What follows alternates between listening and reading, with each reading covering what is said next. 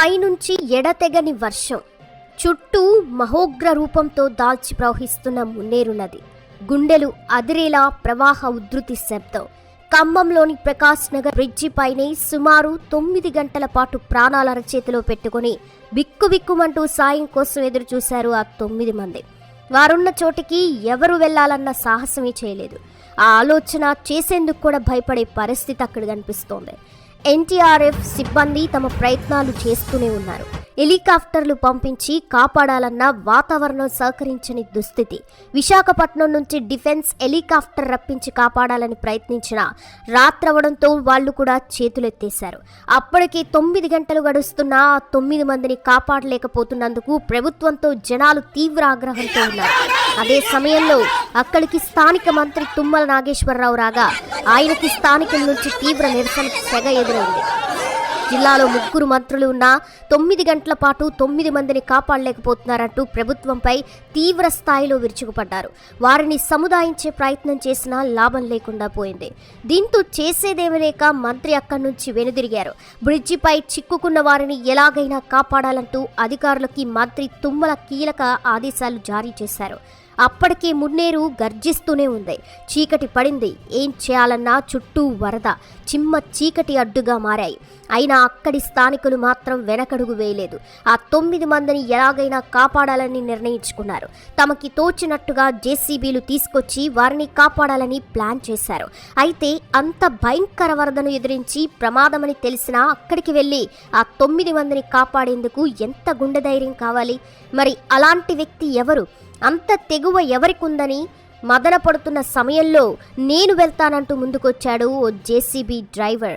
ఇంత చీకట్లో వద్దు, చాలా ప్రమాదం అంటూ అధికారులు వారించినా పోతే ఒక్కడే, వస్తే 10 మందిమే అంటూ హీరో రేంజ్లో డైలాగ్ వదిలే స్థానికులు ఇచ్చిన ధైర్యంతో ముందుకి కదిలాడు.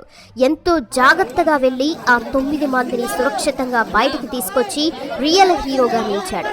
ఎప్పుడూ లేనంతగా మున్నేరు వాగు పొంగుతోందని వీళ్ళుంటే బ్రిడ్జ్ మీద నుంచి చూసొద్దామని వెళ్ళి ప్రాణాలతో బయటపడతారా అన్న పరిస్థితి నుంచి 9 గంటల అనంతరం వాళ్ళంతా సురక్షితంగా బయటికి రావడంతో అందరూ ఊపిరి పీల్చుకున్నారు. ఆనందంతో కేరింతలు కొట్టారు. ధైర్యంగా వెళ్లి ఆ 9 మంది ప్రాణాలు కాపాడిన జేసీబీ డ్రైవర్ని అందరూ అభినందించారు.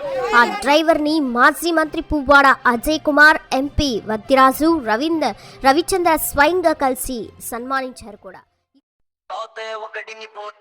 వస్తే 10 మందితో వస్తా, వెళ్ళిపోయిన ప్రాణాలు తిరిగి తెచ్చిన శుభాంతల. వరదల్లో చిక్కిన వారిని బయటికి తీయగలిగావు. హషీం హాట్స్ ఆఫ్ చేస్తాడు, పిలిసే సలాం చేస్తాడు.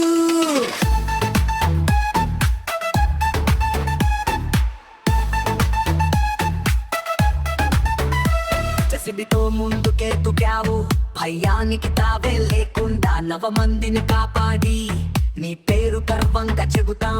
నీ ధైర్యం చూసి ప్రతి గుండె మురిసిపోతుంది. శుభానికి మా వందనం, నీ సాహసానికి హృదయంతో సిలి చేసుకుంటుంది. పోతే ఒకడిని పోతా, వస్తే 10 మందితో వస్తా. జీవితాన్ని నిలబెట్టిన నీ జెసిబి చక్రాలు హషీం నీ కోసం హంసేస్తాడు, సలాం చేస్తాడు.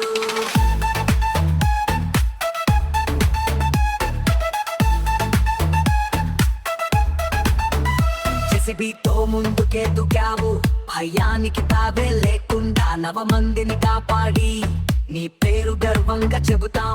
నీ ధైర్యం చూసి ప్రతి గుండె మురిసిపోతుంది. శుభానికి మా వందనం, నీ సాహసానికి హృదయంతో సిలి చేసుకుంటుంది. పోతే ఒకడిని పోతా, వస్తే 10 మందితో వస్తా. జీవితాన్ని నిలబెట్టిన నీ జెసిబి చక్రాలు హషీం నీ కోసం హాట్సేస్తాడు, సలాం చేస్తాడు.